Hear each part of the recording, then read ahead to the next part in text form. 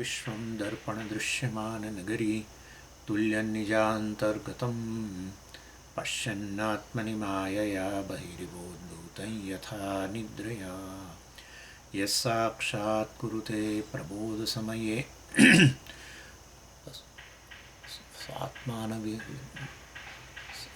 यस्साक्षात् कुरुते प्रबोधसमये स्वात्मानमेवाद्वयं तस्मै श्रीगुरुमूर्तये नमः इदं श्रीदक्षिणामूर्तये तस्मै श्रीगुरुमूर्तये नमः इदं श्रीदक्षिणामूर्तये। ॐ सहना भवतु सहनौ भुनक्तु सह वीर्यङ्करवावहै तेजस्विनावधीतमस्तु मा विद्विषावहै। ॐ शान्तिः शान्तिः शान्तिः। सदाशिवसमारम्भां शङ्कराचार्यमध्यमाम् अस्मदाचार्यपर्यन्तां वन्दे गुरुपरम्पराम्। ॐ आठमो अनुवाद।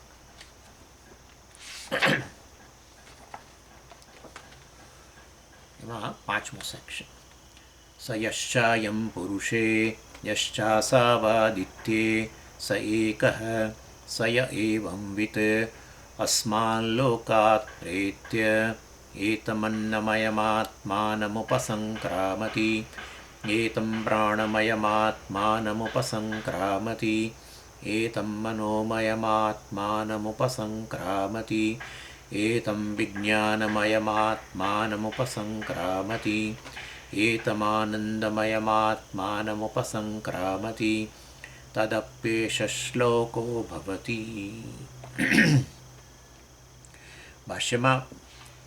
ભાષ્યકારે કહ્યું, એક પૂર્વપક્ષ ઉઠાવ્યો, સુષુપ્તેઃ અગ્રહણમ અપી અવિદ્યાકૃતમિતિ ચેત। દ્વૈતના સંદર્ભમાં ચર્ચા ચાલે છે, જે દ્વૈત ભયનું કારણ છે અને આ જ્ઞાની ભયમાંથી મુક્ત બની જાય છે, અભયમ પ્રતિષ્ઠામ વિંદતે વગેરે વગેરે। એટલે એમાં પછી પૂર્વ પક્ષ હતો, સુષુપ્તે અગ્રહણમ દ્વૈતસ્ય અગ્રહણમ અવિદ્યાકૃતમ। એટલે બે અવસ્થામાં ગ્રહણ દ્વૈતનું છે, જાગ્રત અને અદ્વૈત એટલે ભેદ। અત્યારે આ જાગ્રત અવસ્થામાં કેટલું સરળ છે, તમે જુદા છો સ્વામી, હું જુદો છું, હું જુદો છું, આ જગત જુદું છે, હું જુદો છું, મોબાઈલ જુદો છે, હું જુદો છું, કમ્પ્યુટર જુદું, બધું જુદું જુદું જુદું, એનું નામ દ્વૈત। અને જે જુદાઈ જે છે એ સાચી જ છે, તમારી મારી વચ્ચે જે ભેદ છે સ્વામીજી, એ સાચ જ ભેદ છે, આપણે બંને ખરેખર જ જુદા છીએ। હવે તો વિજ્ઞાન સિદ્ધ કરે છે ખરેખર એવું નથી, પણ ચાલો। એટલે જાગ્રતમાં એવું છે અને સ્વપ્નમાં એવું જ છે। સ્વપ્નમાં બરાબર હું જુદો અને સ્વપ્ન જગતની વસ્તુઓ જુદી, ત્યારે જ વ્યવહાર શક્ય બને, જે વ્યવહાર હોય, જ્ઞાન વ્યવહાર, કર્મ વ્યવહાર, જે પણ શબ્દ વ્યવહાર કહો, સ્વામી, ફલાણા, ઢીકણા, કમ્પ્યુટર, કાર, પેલું, આ તે, આવો શબ્દ વ્યવહાર કરીએ, મતલબ કે બધું જુદું જુદું જોઈએ જ છે આપણે, અને જુદું જુદું જોઈએ છે માટે જુદું જુદું સાચું માનીએ છીએ। એની એટલે જાગ્રત સ્વપ્નની અંદર દ્વૈતનું ગ્રહણ થાય છે અને સુષુપ્તિમાં નથી થતું, માટે મેજોરિટીનો આર્ગ્યુમેન્ટ કરેલો કે બે અવસ્થામાં થતો હોય દ્વૈતનો અનુભવ અને એક અવસ્થામાં ન થતો હોય તો દ્વૈત જ સત્ય હોય, મેજોરિટી, લોકશાહી। માટે પછી આપણે કહ્યું કે ના ના એવું નથી, સુષુપ્તિમાં ગ્રહણ નથી થતું, ન અવિદ્યાકૃતત્વાદ જાગ્ન સ્વપ્નયો યદ અન્ય ગ્રહણમ જાગ્રત સ્વપ્નયો તદ અવિદ્યાકૃતમ અવિદ્યાભાવે અભાવાત। એટલે જાગ્રત સ્વપ્નમાં જે ગ્રહણ થાય છે એ તો વાસ્તવમાં અવિદ્યાને કારણે છે, એવું આચાર્યએ કહ્યું। એટલે કે છે ના, જાગ્રત સ્વપ્નમાં ગ્રહણ અજ્ઞાનને કારણે છે, દ્વૈતનું એવું નથી। સુષુપ્તિમાં દ્વૈતનું ગ્રહણ નથી થતું અવિદ્યાને કારણે, જાગ્રત સ્વપ્નમાં દ્વૈતનું ગ્રહણ જે થાય છે અવિદ્યાને કારણે નહીં। સુષુપ્તિની અંદર દ્વૈતનું ગ્રહણ નથી થતું, દ્વૈતનું જ્ઞાન નથી થતું, કારણ કે પેલી અવિદ્યા છે, માટે દ્વૈત જ સત્ય છે। આચાર્ય કહ્યું ન સ્વાભાવિકત્વાત, કે છે કે ના ભાઈ એવું નથી, વાસ્તવમાં આ ઊંઘની અંદર તો વાસ્તવમાં કશું કરતા નથી. કશું ન કરતા હોઈએ ને જે સ્થિતિ ઉપલબ્ધ હોય, કોઈ પ્રકારનું પરિવર્તન ન લાવીએ, કોઈ પ્રયત્ન ન હોય, કોઈ ઈચ્છા નહીં, પ્રયત્ન નહીં, કશું જ નહીં, કંઈ સંકલ્પય નહીં, ને ત્યારે જે સ્વાભાવિકપણે ઉત્પન્ન ના બોલાય, સ્વાભાવિકપણે જ જે રહેલી હોય, ઉત્પન્ન તો પછી પ્રયત્ન આવી ગયો, સ્વાભાવિકપણે જ જે રહેલી હોય એ વસ્તુ આપણો સ્વભાવ સ્વાભાવિકપણે જે રહે એનો સ્વભાવ. તો સુષુપ્તિમાં કોઈ પ્રયત્ન જ નથી, ત્યારે જે સ્થિતિ ઉપલબ્ધ છે, ત્યારે દ્વૈત ઉપલબ્ધ છે કે અદ્વૈત? અદ્વૈત. માટે આત્મા અદ્વૈત સ્વરૂપ છે. પણ આમાં આત્મા ક્યાંથી લઈ આવે? ભલે અદ્વૈત રહ્યું, અરે પણ સુષુપ્તિમાં તમે જ છો ને ભાઈ, તમારાથી અન્ય કશું બીજું દ્વૈતનું ગ્રહણ નથી, માટે તમે અદ્વૈત સ્વરૂપ છો, પૂર્ણ છો એમ. એટલે વાસ્તવમાં એટલે એવું ન કહો કે અવિદ્યાને કારણે સુષુપ્તિમાં દ્વૈતનું ગ્રહણ નથી થતું. વાસ્તવમાં દ્વૈત સત્ય છે આવું ના કહેશો. સુષુપ્તિમાં તો એ સ્વાભાવિક સ્થિતિ છે, ને સ્વાભાવિક સ્થિતિની અંદર ખરેખર દ્વૈતનો અભાવ છે. એટલે કે આત્મા ખરેખર અદ્વૈત છે, પૂર્ણ છે. આત્માથી અન્ય ખરેખર સત્ય વસ્તુ બીજી કોઈ છે નહીં. જો સત્ય હોય તો એનું એ વસ્તુને રિઝોલ્વ જ ના થાય. જે સત્ય વસ્તુ હોય એ અસત કેવી રીતે બની શકે? જે સત હોય, જે હંમેશા રહેતી હોય, એ અસત અભાવ ના જ થાય કદી એનો. તો એનો અભાવ થઈ જાય છે. તમારાથી અન્ય બધાનો અભાવ થઈ જાય છે, દેશકાળ સહિત. માટે વાસ્તવની અંદર તમે સત છો. એટલે સુષુપ્તિમાં જે ઉપલબ્ધ છે એ તમારી સ્વાભાવિક સ્થિતિ છે આત્માની. એ તો તમે જાગ્રત થયા પછી તમે બધું કંઈક નવા જૂની કરો છો એટલે દ્વૈત ઉત્પન્ન થાય છે. પેલા ભાઈ નવા જૂની કરે છે ને, રજ્જુ જે છે એના ઉપર એ કંઈક પોતાની વાસનાને આધારે આરોપ કરે છે, આરોપ કરવા રૂપી નવા જૂની. હા, કારણ કે પેલું હમણાં જ પિક્ચર જોઈને આવ્યા છે ને એમાં બહુ સાફ બતાવ્યા હતા.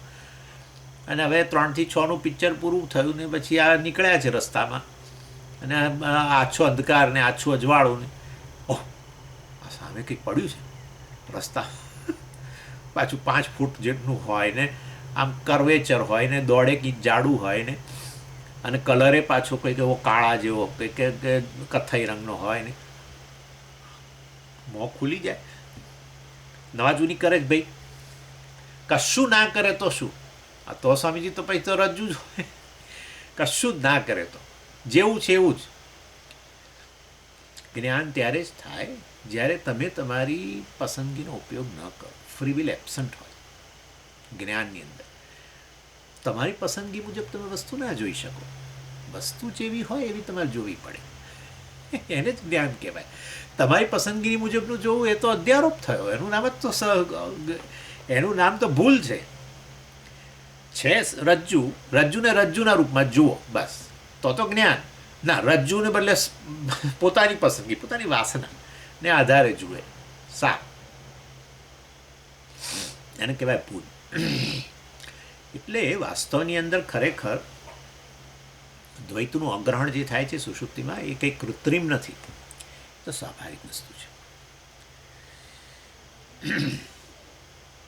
એટલે આપણો સ્વભાવ છે, તો આ તો આપણું સ્વરૂપ જ છે. અદ્વૈત સ્વરૂપ જે છે એ સ્થિતિ ત્યાં ઉપલબ્ધ છે. અને પછી ભાષ્યકારે કેવું સરસ કહ્યું કે આપણે જોઈ ગયા છીએ, હું ખાલી યાદ કરાવું છું. દ્રવ્યસ્ય તત્વમાં વિક્રિયા પર અનપેક્ષત્વાત વિક્રિયા ન તત્વમ પર અપેક્ષત્વાત. એટલે કહ્યું કે આ દ્રવ્યસ્ય તત્વમ અવિક્રિયા. જ્યારે તમારે કોઈ પણ વસ્તુનું સ્વરૂપ કે સ્વભાવ સમજવો હોય તો પછી એની અંદર તમે કશું ઉમેર્યા વગર જુઓ, કશું ન ઉમેરાય ત્યારની જે સ્થિતિ છે જુઓ. તમે ઉમેરો એ પણ કહી શકો, અથવા કશું ઉમેર્યા વગરની સ્થિતિ હોય એ એની સ્વાભાવિક સ્થિતિ હોય, કોઈ એમાં પરિવર્તન, વિક્રિયા. દ્રવ્યસ્ય હિ તત્વમ અવિક્રિયા. દ્રવ્યનું તત્વ, દ્રવ્યનું સ્વભાવ, જે તે દ્રવ્ય એટલે વસ્તુ, વસ્તુનો સ્વભાવ કે સ્વરૂપ તમારે નક્કી કરવું હોય તો અવિક્રિયા, કશું અંદર બદલાવ આવ્યા વગર કેવું હતું એ પહેલાં નક્કી કરો.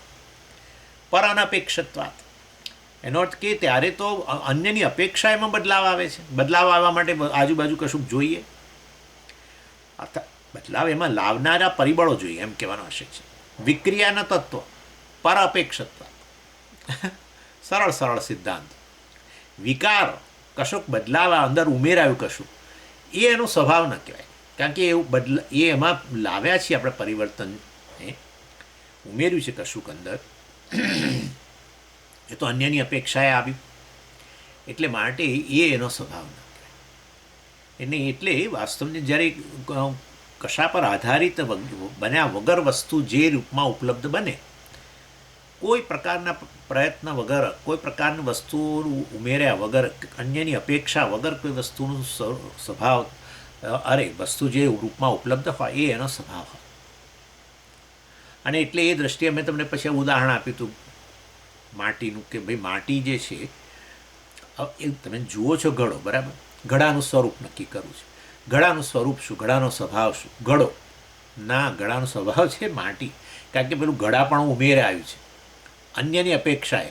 ગધેડાથી માંડીને, કુંભારથી માંડીને, ચાકડાથી માંડીને બધાની અપેક્ષાએ એમાં ઉમેરાયું ઘડાપણું.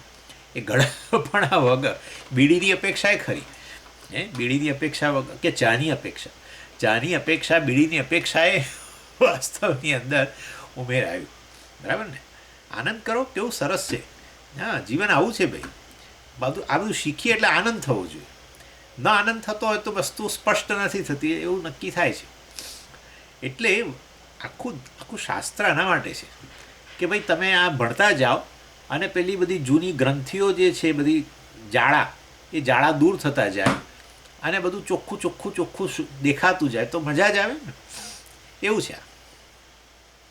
એટલે કહેવાનો આશય છે કે કશું ઉમેરાયા વગર વસ્તુ નક્કી કરો. ઘડાપણું ઉમેરાયું, અન્યની અપેક્ષાએ ઘડાપણું ઉમેરાયું, ચાકડો આ તે બધું ફલાણું ઢીકણું.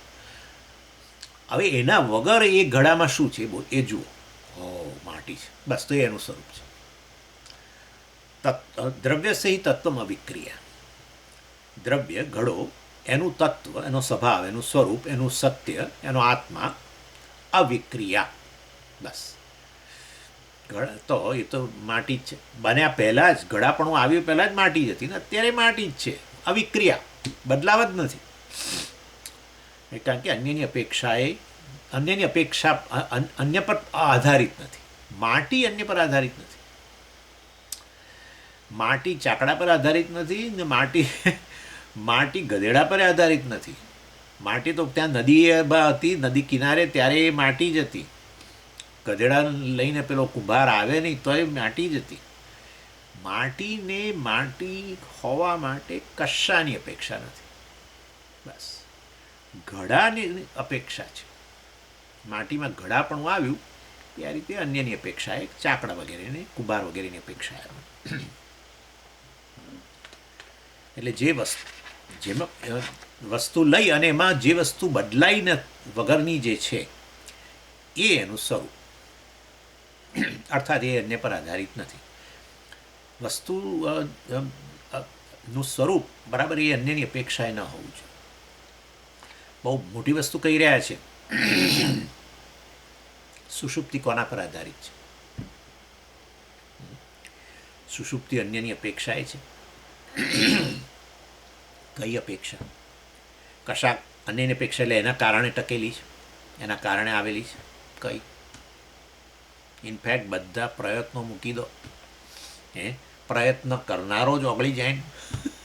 કરતા અહંકાર જે પ્રયત્ન કરે, પરિવર્તન માટેનો પ્રયત્ન કરે, પરિવર્તનની ઈચ્છાવાળો, પરિવર્તન માટેની શક્તિ ધરાવનારો, એ જ ત્યાં લય પામી ગયેલો છે.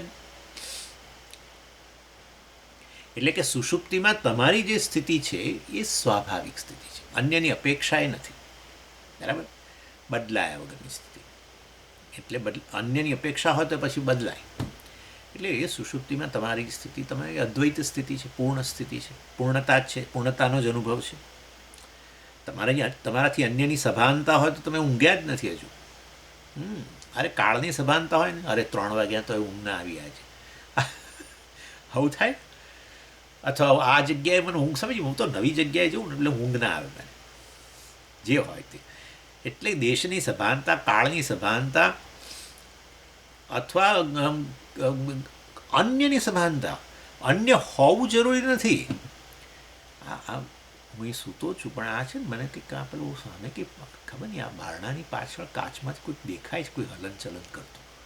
ખરેખર પેલું કે પેલું સામે ઝાડ હોય અને લાઇટ હોય બહાર સ્ટ્રીટ લાઇટને લીધે થોડું પેલું ઝાડ હલનચલન થાય એટલે એનો પડછાયો પડતો કદાચ જ્યાં પેલા ઉપર કાચ ઉપર તો આપણને લાગે કોઈ વ્યક્તિ બહાર ઊભો છે, ચોર નથી. પણ તમારે અન્યની સભાનતા જે હોય તમે ઊંઘ જ નથી. એનો કહેવાનો આશય એ છે અન્ય હોવું જરૂરી નથી, તમારા મનમાં અન્ય હોવું જરૂરી છે બસ.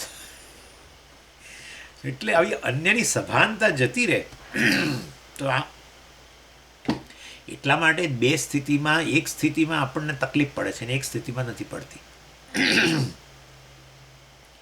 જ્યારે તમે બાલવાટિકામાં જઈને તમારા તમે તમારી જાતને જુઓ છો, ખરેખર જુઓ છો એનાથી કરતાં જુદા હોય છે. હા, પેલામાં સ્વામીનો ચહેરો આટલો છે પણ પેલામાં આમ પેલો લાંબો, કાં તો આપણું મોટું પેટ ગાગર જેવું ના હોય, ભૂખ વેઠીને આપણું પેટ ઘટાડ્યું હોય અને તોય ત્યાં જઈએ એટલે બળો પેટવાળો. એટલે ખરેખર હું જ છું એના કરતાં અન્ય દેખાઉં છું તો પછી અન્ય બુદ્ધિ હોવી જોઈએ. પણ ના, જો અન્ય બુદ્ધિ હોય ને તો તરત આ બધું જોઈને ભય ઉત્પન્ન થાય. અરે રે, આટલું બધું વજન ક્યારે વધી ગયું મારું, આવો ચહેરો લાંબો, હસતો ચહેરાને બદલે આવો ચહેરો કેમ થઈ ગયો, અરે રે. એક એક વસ્તુ જોતા જાઓ છો જે તમારા કરતાં અન્ય છે, જે જુઓ છો એ આમ અન્ય છે પણ તમારામાં અન્ય બુદ્ધિ નથી માટે હસો છો. જ્યારે બીજું જુઓ, તમે ચાલી રહ્યા છો અને પેલી આ લોકો ગામડામાં સીમમાંથી જાય એમ કે સીમમાંથી એટલે બીજું કશું ને, બાજુ ખેતરો હોય ને, પેલી વાડો કરેલી હોય ને, કાંટાળી વાડ હોય ને, તમે જઈ રહ્યા છો અને હવે પેલો સામે સૂર્યાસ્ત થઈ રહ્યો છે, તમારો પડછાયો પડે છે પાછળ અને તમે આમે ગભરાઈ તો કે અહીંથી ક્યાંકથી કશું આવશે અને તમે પડછાયો જે જુઓ છો આમ તમે તમારા પોતાના પડછાયાથી ડરો છો. પણ કોઈ પડછાયાથી ડરે, શબ્દ પડછાયો જ બતાવે છે કે ડરવાની જરૂર નથી, પણ એ પડછાયાને તમે અન્ય માનો છો તો જ ડરો છો. જ્યારે જે અન્ય છે પેલા મિરરની અંદર એને અન્ય નથી માનતા તો હસો છો. એટલે અન્ય હોવું જરૂરી નથી, અન્ય બુદ્ધિ હોવું જરૂરી છે ભય માટે. એનીવે અન્ય બુદ્ધિ જ એનો ભાવ. સુષુપ્તિ એટલે અન્ય બુદ્ધિ જ નહીં. એટલે જાગ્રત સ્વપ્નમાં અન્ય છે ને માટે અન્ય જોઈએ છે એવું નથી, અન્ય બુદ્ધિ ઉત્પન્ન થાય છે, અધ્યારોપ કરીએ છીએ આપણે, અધ્યારોપ કરીએ છીએ જ્ઞાનને કારણે અને માટે અધ્યારોપથી ટકેલું છે દ્વૈત. સમજી ગયા? સબ્જેક્ટ ઓબ્જેક્ટ, વિષય બધું. જ્યારે બધો પ્રયત્ન મૂકી દો, અધ્યારોપમાંથી જ મુક્ત બની ગયા, અન્યની અપેક્ષા, અધ્યારોપની અપેક્ષા જ ન રહી, ત્યારે તમારી જે સ્વાભાવિક સ્થિતિ છે કેવી છે? પૂર્ણતા. સ્વામી મને છે ને બ્રહ્મનો અનુભવ નથી, બ્રહ્મનું જ્ઞાન છે. સાહેબ ના બોલો, રોજ રાતે બ્રહ્મનો જ અનુભવ કરો છો. છાંદોગ્ય ઉપનિષદની અંદર કહ્યું સતા સૌમ્ય તદા સંપન્નો ભવતી. એટલે સતા સતરૂપેણ ભવતી. આ વ્યક્તિ, આ જીવ, આ અહંકાર એનું સ્વરૂપ સત બ્રહ્મ એની સાથે એક થઈ ગયો, અનુભવની દૃષ્ટિ એક. જ્ઞાનથી એની ઐક્ય સમજવું પડે, જીવ બ્રહ્મ ઐક્ય કહેવાય એને, બસ એ સમજવું પડે. એટલે ખરેખર હું આવો છું એવી તમને ખબર નથી. હું આવો છું, હું બ્રહ્મ છું એના અનુભવની જરૂર નથી, હું બ્રહ્મ છું એવી બુદ્ધિની જરૂર છે કે આ વસ્તુઓ સત્ય છે, હવે મને સમજાઈ એમ. જો તમે બ્રહ્મ ન હોય, બ્રહ્મ બનવાનું હોત તો રોજ રાત્રે તમને આવા પૂર્ણતાનો અનુભવ ન થાય, બ્રહ્મનો અનુભવ. જાગ્રત કાળે તમે અધ્યારોપ કરો છો ને એને કારણે તમારી સ્વાભાવિક સ્થિતિ જાણે જતી રહેલી દેખાય છે. સ્વાભાવિક સ્થિતિ કદી જાય નહીં, પરંતુ જાણે કે જતી રહેલી દેખાય છે. એટલે એ રીતે અહીંયા કહેવાય કોઈ પણ પ્રકારના બદલાવ વગરની આ સ્થિતિ હોય છે. સુષુપ્તિની અંદર કોઈ પ્રકારનો એ નથી હોતું અને બહારનો બદલાવ કે અંદરનો બદલાવ કશો બદલાવ નથી. અને માટે ત્યારે જે ઉપલબ્ધ તમે ત્યારે જે તમારું સ્વરૂપ જે છે એ તમારી સત્ય વસ્તુ છે. અને માટે દ્વૈત કેવું છે? આગંતુક છે, કાદાચિક છે, જે સુષુપ્તિમાં ઉપલબ્ધ નથી અને સુષુપ્તિમાં સ્વાભાવિક સ્થિતિ છે. એટલે આ રીતે વિષય વિષય જે દ્વૈત જે છે એ આત્મામાં આ પ્રકારનું દ્વૈત, હું વિષયને જગતમાંથી જુદું ને એ પ્રકારે, અને માટે આત્મા નાનો, હું નાનો વગેરે, અને એના કારણે નાનમ, અને એના કારણે ઉણપને જે બધું, એના કારણે પછી ઈચ્છાઓમાંથી પછી એને પૂર્તિ કરવા માટેનું દબાણ, ન પૂરી થાય તો પછી એ નિરાશા, પૂરી થાય તો લોભ જન્મવો, રાગદ્વેષના ભાવ ઉત્પન્ન થવા, બધું આખો સંસાર આવે. ખાલી ન જાણો તમારી જાતને, એમાંથી આવ્યો બધું. તમે જેવા છો એના કરતાં જુદા તમે માન્યા, એના લોચો, બધો લોચો ઊભો થયો. બસ એવું છે. એટલે ખરેખર આત્મામાં દ્વૈત રહેલું નથી. એ આપણે ઉત્તર આપ્યો પેલા પૂર્વ પક્ષી. કેટલું મોટું એમણે આચાર્ય કેવી રીતે બધું આખું એસ્ટાબ્લિશ કર્યું, વિચારો તમે. એટલે દ્રવ્યનું તત્વ શું કહ્યું? અવિક્રિયા, અર્થાત બદલાવમાં આવે.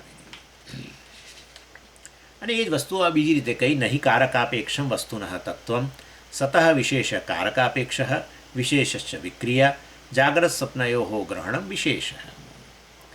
એટલે હવે કહે છે કે અન્યની અપેક્ષા, બરાબર, વિકાર અન્યની અપેક્ષા આવે. એ કે અન્યને એટલે શું? એને શું કહેવાય? તો કે કારકો કહેવાય. કારકાપેક્ષમ. અન્યાપેક્ષમાં પહેલાં પરાપેક્ષમ કહ્યું ને. હવે કહે છે પરને કાઢી, પર એટલે અન્ય, એને બદલે કે અન્ય વસ્તુ શું? તો કે કારકો.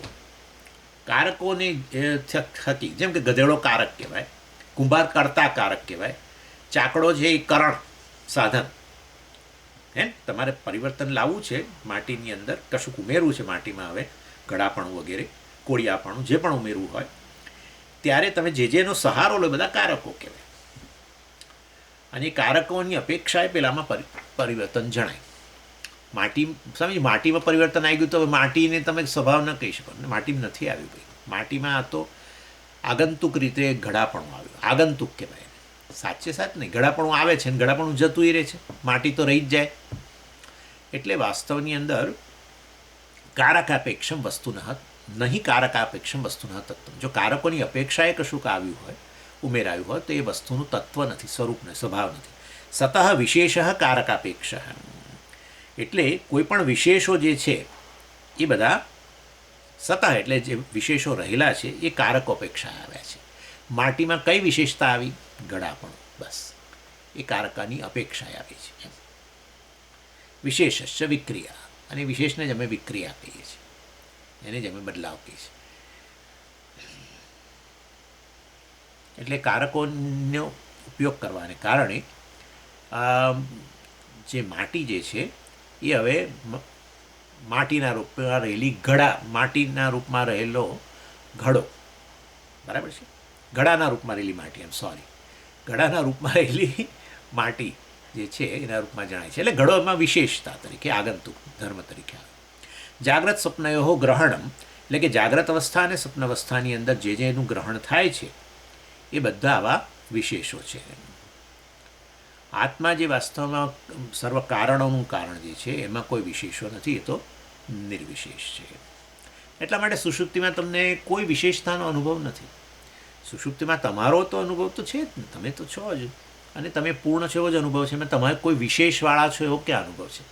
જે વિશેષો દ્વારા અત્યારે તમે ઓળખાણ આપો છો કે હું આ સ્વામી છું, આમ છું, આ નામ છે, અને હું આ પ્રકારના આશ્રમમાં રહું છું, આમ છે, તે વેદાંત ભણું છું, આમ જે વિશેષો તમે કહો, બધા તમારા વિશેના વિશેષો જાણવા વળી ગયેલા છે.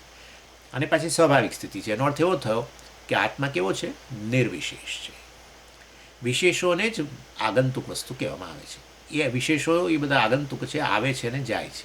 અને માટે જાગ્રત સ્વપ્નની અંદર તમે તમારી જાતને વિશેષોવાળા બતાવો.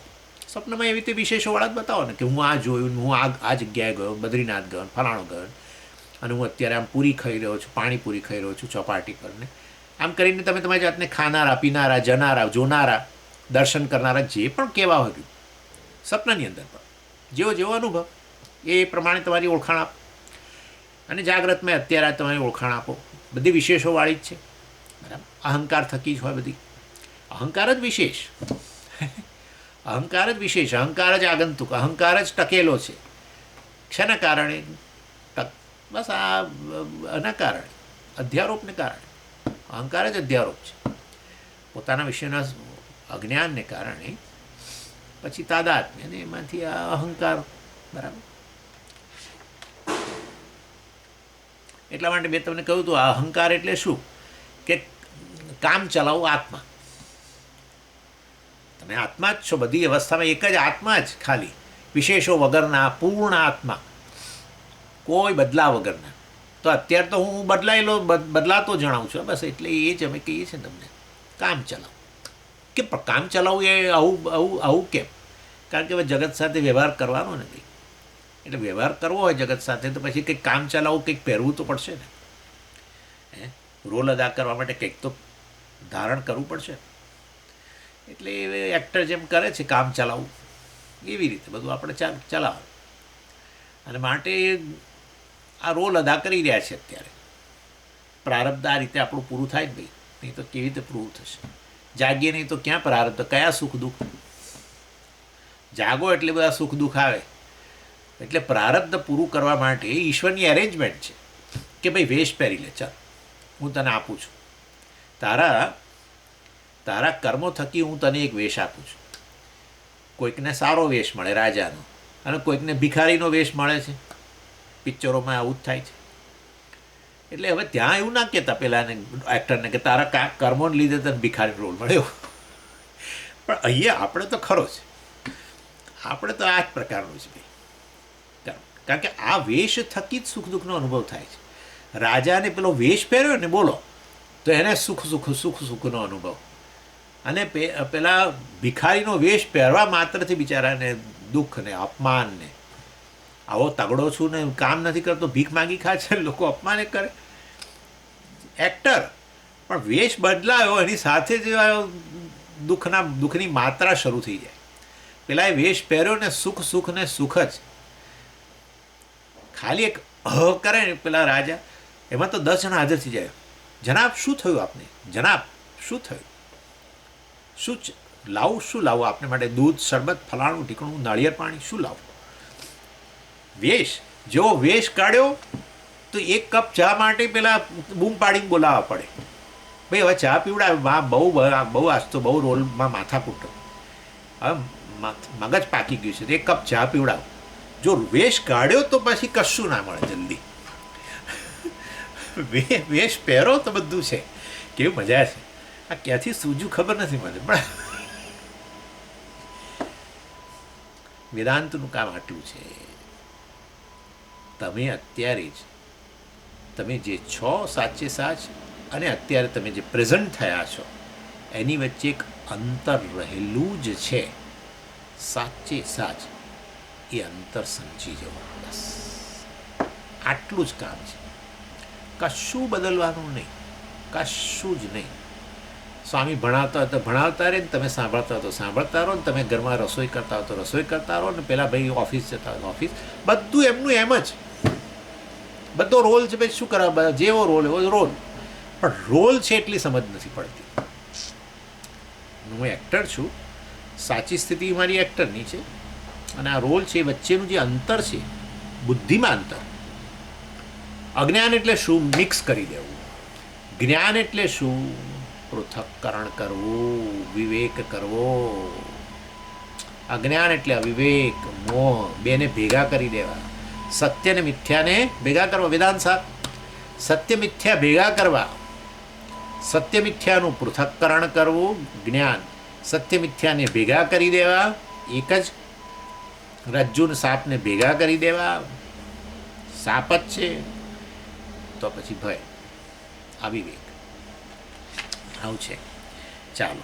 યદિ અસ્ય અન્ન અન્યાપેક્ષમ સ્વરૂપમ તત્તસ્ય તત્વમ યદ અન્યાપેક્ષમ ન તત્તત્વમ અન્ય ભાવે અભાવાત. યદ અસ્ય ન અન્યાપેક્ષમ, આચાર્ય સમજાવે છે જે એમણે પેલું રજૂ કર્યો સિદ્ધાંત, કેવો સુંદર સિદ્ધાંત રજૂ કર્યો, દ્રવ્યથી તત્વમ અવિક્રિયા વગેરે, એ વસ્તુને જ સમજાવી રહ્યા છે.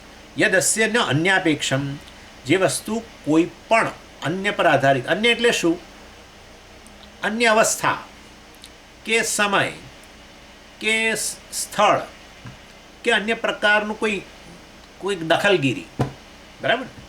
માટી પડી હતી આ કુંભારને કંઈક સૂજી ગતકડું દખલગીરી શરૂ કરી, એમાં પાણી રેડ્યું, ત્યારથી દખલગીરી શરૂ થઈ. માટી એમ જ પડી હતી અને એમ જ પડી રહી બિચારી. એ પેલા આપણા ભગવાન વિષ્ણુ જેવું. બસ આ સ્વાભાવિક સ્થિતિ ભગવાનની, ઊંઘ્યા કરવું, બસ એ એમની સ્વાભાવિક સ્થિતિ છે. કારણ કે ઊંઘમાં જ સ્વાભાવિક સ્થિતિ મળે છે ને, એટલે એ લોકો ઊંઘે જ છે. પેલા શિવજીઓ આમ કહેવાય તો કે ભાઈ આ ધ્યાનમાં બેઠા, પણ ઊંઘે જ છે. તો ભગવાન ઊંઘે એમાં એમનું ડોકું ના પડી જાય, પરંતુ કૈલાસ ઉપર આમ ને આમ એ બતાવે છે કે ઈશ્વરનું જે સ્વરૂપ છે ને ટોટલી રિલેક્સ્ડ, એ તમારું સ્વરૂપ છે. એ તો વેદાંત છે, ટોટલી રિલેક્સ્ડ. એનીવે, એટલે અન્ય પર આધારિત નહીં, અન્ય અવસ્થા ગણો, અન્ય કોઈ બીજી શરત, સમય, સ્થળ કે કોઈ પ્રકારની દખલગીરી કે કોઈ પ્રકારનો કારકનો ઉપયોગ કશું જ ન કરો. યદિ અસ્ય ન અન્યાપેક્ષમ તત્ત સ્વરૂપમ તત્તસ્ય તત્વમ, તો પછી એ વાસ્તવમાં એનું સ્વરૂપ છે. એ વખતે જે ઉપલબ્ધ હોય કશી દખલગીરી વગરનું, કોઈ સ્થળ કશા પર આધારિત ન હોય, એ વસ્તુ એનું સ્વરૂપ છે. જે અન્ય પર આધારિત હોય તો એ એનું સ્વરૂપ નથી. માટે ઘડાનું સ્વરૂપ ઘડો નથી, ડેફિનેટલી નહીં, કારણ કે અન્ય પર આધારિત છે ઘડાપણું, તો કારકો વગેરે. અન્ય અભાવે અભાવાત, જો અન્ય વસ્તુ ન હોય તો એ જે જણાઈ રહ્યું છે એ જતું રહે, બરાબર ને? એટલે એ વાસ્તવની અંદર લો ઘડો કેવી રીતે જતો રહે? ઘડો હવે કોઈ કારકો ન રહ્યા જતા, સમય પર આધારિત છે ઘડો, સમયમાં જ આવ્યો છે, ઉત્પન્ન થયો છે, એની બર્થડેટ છે, તો એની પછી બરાબર ને મૃત્યુ તિથિ આવવાની જ છે. મૃત્યુ તિથિ એટલે મૃત્યુનો દિવસ, પછી તિથિ આવશે દર વર્ષે જુદી આવવાની જ છે. એટલે અહીં કહ્યું યદ અન્યાપેક્ષમ ન તત્તત્વમ, જે અન્ય પર આધારિત હોય, સમય હોય, સ્થળ હોય કે અન્ય કશા પર પણ આધારિત હોય તો પછી એનું તત્વ નથી. અન્ય અભાવે અભાવાત, હવે વાસ્તવની અંદર પછી એ જતું રહેતું હોય છે.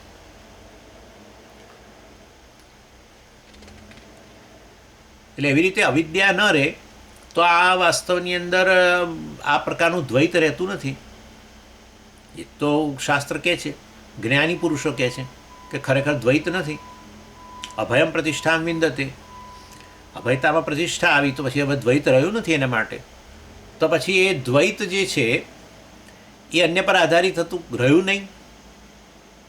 અને એ વસ્તુ ન રહી તો દ્વૈત ન રહ્યું. શું? અવિદ્યા ન રહી તો દ્વૈત ન રહ્યું. એટલે કહ્યું અન્ય અભાવે અભાવાત. જો વાસ્તવમાં અવિદ્યા ન રહે, અવિદ્યા અભાવે દ્વૈતસ્ય અભાવાત, અવિદ્યા જતી રહે તો દ્વૈત જતું રહે છે. બસ, તો પછી દ્વૈત મારું સ્વરૂપ નથી. દ્વૈત એટલે શું? હું નાનો અને આ જગત મોટું. તમે જ્યારે તમે તમારી જાતનું માપ કાઢો, એક માપદંડ લઈને, એક મીટર પટ્ટી લઈને તમારું માપ કાઢી દો કે હું આટલો છું, આટલો જ હું, આટલું આ આખા જગતમાંથી તમે એક નાનો બંચ કાઢી લીધો. કેટલો? આટલો. હું આટલો. હવે બાકીનું કેટલું વિચારો તમે. બાકીનું જો નાનું હોય ને તો પછી એટલો ડર નથી લાગતો. કીડીને જોઈને ડર લાગે છે? નથી લાગતો. લાગે, હા, આમ તો એ ખરી, લાલ કીડી હોય તો લાગે, પણ સામાન્ય રીતે બહુ અત્યંત સૂક્ષ્મ હોય. આમ તો મચ્છરનો ડર લાગે છે. મને તો મચ્છરનો ડર લાગે જ છે. અહીંયા હું કરતો ઉડે ને એની સાથે જ મને ડર પેસે કે આ ક્યાંથી આવી ગયો છે, આજે બરાબર લોહી પીશે, બરાબર આપણો ડર લાગે. પણ કહેવાનો આશય છે, તમે તમારી જાતને આટલા કહો ને પછી બાકીનું બહુ મોટું થઈ ગયું. જગત કેટલું હોલ, અને આપણી સામે જ્યારે બહુ મોટું આવીને ઊભું રહે ને પછી ભય જ આવે, બીજું કશું ના આવે. ભય એટલે દ્વૈતમાંથી ભય વધી આવે છે. એટલે વાસ્તવમાં અવિદ્યા જે છે ત્યારે જ દ્વૈતની સ્થિતિ છે. અવિદ્યા ન રહે દ્વૈત રહેતું નથી. માટે વસ્તુના સ્વરૂપમ અન્યાપેક્ષમ, એ વસ્તુ બહુ સરસ રીતે એનાલાઇઝ કરવામાં આવી. અને તમે જુઓ તો વસ્તુના સ્વરૂપમ અન્ય અનપેક્ષમ, બરાબર છે? એ વસ્તુને વધારે તમે સમજી શકો. જુઓ, ટેબલ લો, કોઈ પણ વસ્તુને તમે ચકાસો એટલે ખબર પડશે. હવે એની અંદર એ ટેબલ છે કશા પર આધારિત છે? હા, છે. તો પછી ટેબલ જે છે એનું સ્વરૂપ ટેબલ નથી. બસ ટેબલ શેના પર આધારિત છે કહો? સ્વાભાવિક છે, ટેબલનું અસ્તિત્વ શેના પર આધારિત છે? લાકડા પર. માટે ટેબલનું સ્વરૂપ લાકડું ખરું, પણ ટેબલ પોતે તો નહીં છે. માટે ટેબલનું સ્વરૂપ ટેબલ નહીં એટલે ટેબલ સત્ય નથી એમ કહેવાનો આશય છે. સ્વરૂપ એટલે સત્ય. હા, ટેબલ સત્ય નથી. શું સત્ય છે? લાકડું સત્ય છે. લાકડાએ ટેબલને અસ્તિત્વ આપ્યું છે, એના થકી ટકેલું છે. માટે ટેબલ સત્ય નહીં. અને એ રીતે તમે જુઓ તો, અરે ખાલી ટેબલને તમે જોયું હોય ને, બરાબર, ટેબલને તમે આમ ઊંધું કરી દો ને તો હવે તમે ટેબલ નહીં બોલો. ચાલો તમને અમે તો બોલીશું, ઊંધું ટેબલ બોલીશું. સારું, ચાલો. હવે ટેબલના ખાલી એક પાયો કાઢી નાખો તો હવે ટેબલ નહીં. ના ના, અમે તો એક પાયા વગરનું બોલીશું. સારું, બધા પાયા કાઢી નાખો, હવે ટેબલ નહીં બોલો. હવે કહેશો કે આ તો પેલું એ છે, પાટલો, મોટો પાટલો બેસવાનો. હવે ટેબલ પાટલો બની ગયો. વિચારો તમે. એટલે ખરેખર એનો અર્થ એવો હતો કે ટેબલનું સ્વરૂપ ટેબલ નથી, એ તો અન્ય પર આધારિત છે. એમાં કંઈક ફેરફાર, ઇન્ટરવેન્શન, કંઈક એમાં દખલગીરી કરી તો ટેબલ અદૃશ્ય થઈ ગયું. ખાલી પાયા છૂટા પાડ્યા કે એના ઘટકો આમ થોડા છૂટા પાડ્યા, કશું બહાર ફેંક્યું નથી. બરાબર, ટેબલના જેટલા ઘટકો છે, પાયાને જે કંઈ બીજું પેલો અને પાટલા ટાઈપનું ટોપ છે પેલું, એ બધું હજુ એમનું એમ જ પડેલું છે. બરાબર, કશું તમે ફેંક્યું નથી.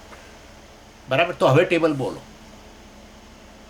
ટેબલ જ છે ને, એની એ જ વસ્તુ છે ને, બીજું શું છે? કશું બદલ્યું નથી, કશું ફેંક્યું નથી, કંઈ બીજું નવું ઉમેર્યું નથી. ચાલો, તો હજુ ટેબલ બોલો. ના, હવે ના બોલાય, આ તો લાકડાનો ઢગલો છે.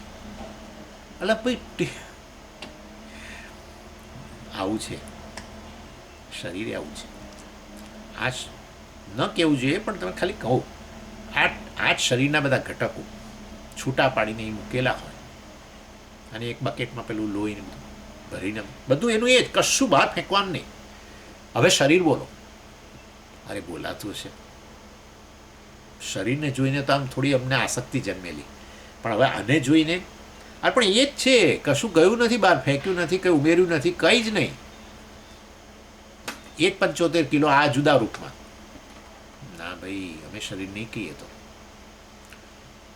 આટલી મિથ્યા વસ્તુ છે, વિચાર કરો તમે. એ આ શરીરને તમે એના માટે અને શરીર કહો છો, એ શરીરનું સ્વરૂપ જ છે ને, એ બધું બહાર પડ્યું છે, પણ એને શરીર નથી કહેતા. તો એ આ શરીર તો પછી અન્યની અપેક્ષાએ થયું હતું, એની અપેક્ષાએ ગણો. અથવા શરીર જે છે એ બધા ઘટકોને અમુક રીતે ગોઠવાયા છે તો શરીર કહ્યું. બરાબર ને? નહીં તો તમે શરીર નહીં બોલો. આ બધું મિથ્યા વસ્તુ છે, આનું નામ જ મિથ્યા. હા, શરીર સત્ય વસ્તુ છે, શરીર સત્ય છે. ભાઈ કશું સત્ય નથી, અન્યની અપેક્ષાએ છે. એટલે ટેબલ આ લાકડાની અપેક્ષાએ છે, લાકડું વળી પાછું તમે એમાં નજર કરશો તો એ અન્યની અપેક્ષાએ છે. એટલે એનો અર્થ કે કેવળ નામરૂપ જ છે. નામ એટલે એને શરીર શબ્દ અને એનો અર્થ તમારા મનની અંદર છે, બસ એ કનેક્શન. બહાર નહીં. હું શરીર શબ્દ બોલું અને એનો અર્થ બહાર શરીર પડ્યું છે, ના. આ વસ્તુ માંડુક્યમાં બહુ વિસ્તારથી ચર્ચા કરવામાં આવી કે શબ્દ અને એનો અર્થ અહીંયા હોય છે, બસ એટલી જ એની સત્યતા. વાચારંભણમ વિકારો નામધેયમ. વિકાર, આ બધું જે કાર્ય જગત તમને જે જણાઈ રહ્યું છે, ખાલી નામધેયમ, નામ માત્ર છે. નામ અને એનો અર્થ, એ અર્થ અહીંયા, બહાર નહીં. ટેબલ શબ્દ અહીંયા સમજી, ટેબલ ત્યાં, અરે નથી, પણ ટેબલ ત્યાં. એક આકાર, બસ લાકડાનો એક આકાર. એની આકાર જે છે વાસ્તવની અંદર, એ તમારા મનની અંદર, અને એના માટે તમે એક નામ આપ્યું છે. બહાર તો એક ખાલી જે છે લાકડું પડ્યું છે. ટેબલ અને એનો આકાર તમારા મનની અંદર છે, જેને તમે કહો છો. એટલે આ રીતે નામરૂપ બધા હોય છે. એટલે છેવટે એ નામરૂપને અસ્તિત્વ પ્રદાન કરનાર છેવટે કોણ? ટેબલને અસ્તિત્વ પ્રદાન કરનાર આ જે છે એ લાકડું, પણ લાકડું પોતે એ નામરૂપ. એને અસ્તિત્વ પ્રદાન કરનાર કોણ? એ રીતે આગળ વધો તો છેવટે અસ્તિત્વ પ્રદાન કરનારી છેવટની વસ્તુ કેવી હોવી જોઈએ કે જેને અન્ય વસ્તુ અસ્તિત્વ પ્રદાન ન કરે. બરાબર ને? તો એ વસ્તુ કેવી હોવી જોઈએ? સ્વયં સિદ્ધ હોવી જોઈએ, સ્વયં અસ્તિત્વ ધરાવતી હોવી જોઈએ. અને જે સ્વયં અસ્તિત્વ ધરાવતી હોય એ વસ્તુ છેકથી છેક બધાને અસ્તિત્વ પ્રદાન કરતી હોય. એ લાકડાને અસ્તિત્વ પ્રદાન કરનારી હોય કે ટેબલને અસ્તિત્વ પ્રદાન કરનારી હોય કે પેલા લાકડાના વેરને અસ્તિત્વ પ્રદાન કરનારી હોય કે અણુઓને પરમાણુઓને કે પેલી શક્તિ, બધાને અસ્તિત્વ પ્રદાન કરનારી જે વસ્તુઓ જે છે એ વાસ્તવની અંદર સ્વયં અસ્તિત્વ ધરાવતી હોય, અને સ્વયં અસ્તિત્વ ધરાવતી હોય તો પછી એનું અસ્તિત્વ તમારે સિદ્ધ કરવું ના પડતું હોય, અર્થાત એ સ્વયં પ્રકાશ પણ હોય. આપણે પ્રકાશિત કરવાની જરૂર ના હોય, આપણે એને જ્ઞાનનો વિષય બનાવવાની જરૂર ના હોય. અને એ છે વાસ્તવમાં બ્રહ્માત્મા. બ્રહ્માત્મા બ્રહ્માત્મા કેમ કરો છો? બ્રહ્મ બોલો અથવા આત્મા બોલો ના, બ્રહ્માત્મા. કારણ કે શરૂઆત ત્યાંથી કરેલી. તસ્માદ્વા એ તસ્માદ આત્મન આકાશ સંભૂત, તસ્માદ બ્રહ્મણ એ તસ્માત આત્મન. હે ને? સત્યમ જ્ઞાનમ અનંતમ બ્રહ્મ, એ જ આ યો વેદ નિહિતમ ગુહાયમ, એ જ અહીંયા અભિવ્યક્ત થયેલો છે ને અહીંયા અહમના રૂપમાં, અને એટલે કે એ જ આત્મા છે વગેરે વગેરે. એ બ્રહ્માત્મા જ વાસ્તવની અંદર સ્વયં સિદ્ધ, સ્વયં પ્રકાશ, કારણ કે પ્રકાશ એનો સ્વભાવ જ છે, ચૈતન્ય છે. અને એ રીતે ભલે પછી જાગ્રત સ્વપ્નની અંદર તમને આ રીતે વિષયનો અનુભવ, દ્વૈતનો અનુભવ ભલે થતો રહે, એ એવો અનુભવ જે છે વિષયનો અનુભવ, એ પેલી સિદ્ધ વસ્તુ જે છે, બ્રહ્માત્મા જે છે, પૂર્ણ વસ્તુ છે, અદ્વૈત વસ્તુ છે, અદ્વય વસ્તુ છે, એનાથી અન્ય કંઈ નથી. એવું જે આત્મા છે કે બ્રહ્મ છે એને ડિસ્ટર્બ ન કરે આ પ્રકારનું દ્વૈત. જ્યારે જો ડિસ્ટર્બ ન કરે તો પછી એ વાસ્તવમાં મિથ્યા જ હોવું જોઈએ. એને સમાન સત્તાની વસ્તુઓ તો એકબીજા પર અસર કરે, પણ જો આ પ્રકારનો વિષય જાગ્રત જગત અને આ જાગ્રત પુરુષ વિષય આ પ્રકારનું દ્વૈત અત્યારે વાસ્તવમાં એ પૂર્ણ વસ્તુ બ્રહ્માત્મા જ હું હોઉં, તો પછી આ વિષયનું શું? તો એ મિથ્યા છે. ઇનફેક્ટ એ વિષય જ આ પૂર્ણ વસ્તુના વેશ છે. That's it. વિષય રૂપે અને વિષય રૂપે એ જ વ્યવહાર કરી રહેલો છે. એ મિથ્યા વસ્તુ છે. વિષયમાં પૂરેપૂરો વ્યાપેલું છે. વિષય એના વગર અસ્તિત્વ નથી ધરાવતા. દ્વૈતનું અસ્તિત્વ આ અદ્વૈત વસ્તુને કારણે છે. અદ્વૈત દ્વૈતનું વિરોધી નથી ભાઈ. દ્વૈત મિથ્યા છે. મિથ્યા અદ્વૈત વસ્તુને ક્યારેય અસર ન કરી શકે. અને આ રીતે અહીંયા કહેવામાં આવ્યું, તસ્માત સ્વાભાવિકત્વાત જાગ્રત સ્વપ્નવત ન સુષુપ્તે વિશેષ. સ્વાભાવિકત્વાત એટલે જે સુષુપ્તિમાં ઉપલબ્ધ છે એ જ મારું સ્વરૂપ છે, એમાં કોઈ વિશેષો નથી. જાગ્રત સ્વપ્નવત એટલે જાગ્રત સ્વપ્નની જેમ અહીંયા કોઈ વિશેષ નથી, હું નહીં. જાગ્રત સ્વપ્નમાં જેવા વિશેષો છે એવા વિશેષો અહીંયા નથી. વત કયું માટે એના જેવું એવું નહીં, ઘણીવાર એના જેવું નહીં એમ કરીને લેવાનું. સમજી ગયા? વત એટલે દ્રષ્ટાંત માટે. જાગ્રત સ્વપ્નમાં જેમ વિશેષો નથી ને એવી રીતે પેલામાં વિશેષો નથી સુષુપ્તિમાં. અને જાગ્રત સ્વપ્નમાં તો વિશેષોવાળા છીએ. જગત વિશેષોવાળું, હું વિશેષોવાળો. વિશેષો ત્યારે જ આવે જ્યારે વેશ પહેરો, નહીં તો કેવી રીતે વિશેષ આવે? અને માટે વાસ્તવની અંદર એ તો વિશેષોવાળો છે, પરંતુ સુષુપ્તિ જે છે નિર્વિશેષ અવસ્થા છે. નામરૂપ વિશેષો શું? અહીંયા વેશ કયો સ્વામીજી? પેલું તો તમે ઉદાહરણ આપતા હતા એક્ટર માટે, તો એમાં તમે કહો વેશ પહેરો એટલે વિશેષ આવે. તો અહીંયા કયા આવે? નામરૂપ, કેવળ નામરૂપ.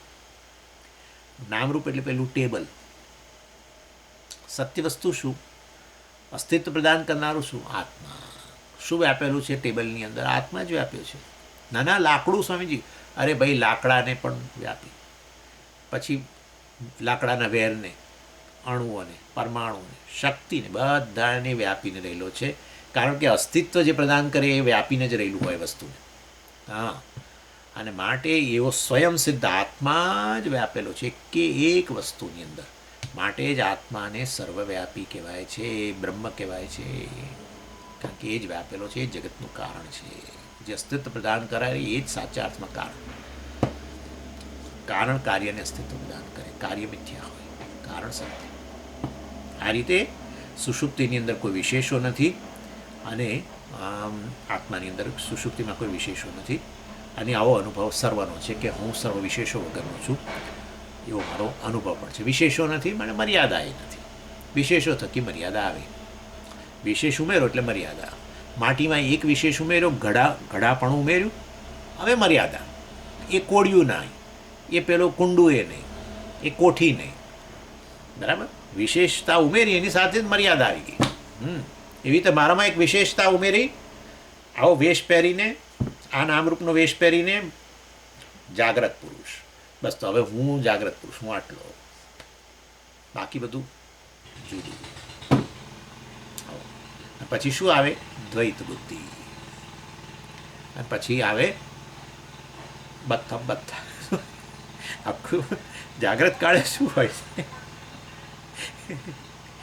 હંમેશા આપણે જગતમાં પરિવર્તન લાવાય છે કે એવું પરિવર્તન લાવું કે મને અનુકૂળ બને, એવું પરિવર્તન લાવું કે અનુકૂળ બને. પેલા માણસને એવો, પેલી વ્યક્તિને એવો એનામાં પરિવર્તન લાવું કે મને અનુકૂળ બનેલો રહે જીવનભર. પેલામાં એવું પરિવર્તન લાવું કે અનુકૂળ બનેલો, અને આમાં આખું જીવન આપણું જતું રહે છે, લોહિયાળ થઈ જઈએ છીએ. અને પછી આપણે અસ્ત્રો હેઠા મૂકી દઈએ છીએ કે આ નહીં થઈ શકે, હવે પૂરું થઈ ગયું. એનું નામ વૃદ્ધાવસ્થા. એટલે વૃદ્ધાવસ્થા છે એ પછી આવી નિસહાય અવસ્થા કે હવે હથિયારો હેઠા મૂકી દીધા છે. એવી અસહાય અવસ્થાને વૃદ્ધાવસ્થા કહેવાય. અંદર અસહાયતાની લાગણી, એમના સંસાર જોઈએ છે, મુક્તિ, બરાબર છે, અસહાયતા, પરતંત્રતા. બહુ પરિવર્તન ઈચ્છીએ છીએ. એટલે વૃદ્ધ લોકોને તમે મળો ને એટલે પેલો બળાપો કાઢે બધું. કારણ કે હવે બોલવામાં પરિવર્તન, બોલવા દ્વારા પરિવર્તન લાવી શકાય. આગળ એમથી વધારે કશું નથી થઈ શકતું, શક્તિ જ નથી હથિયારો ઉચકવાની. એટલે સમજી જાઓ છો તમે. ઓમ પૂર્ણમદ પૂર્ણમિદમ પૂર્ણાત પૂર્ણમુદચ્યતે પૂર્ણસ્ય પૂર્ણમાદાય પૂર્ણમેવાવશિષ્યતે. ઓમ શાંતિ શાંતિ શાંતિ. હરિ ઓમ શ્રી ગુરુભ્યો નમઃ. હરિ ઓમ.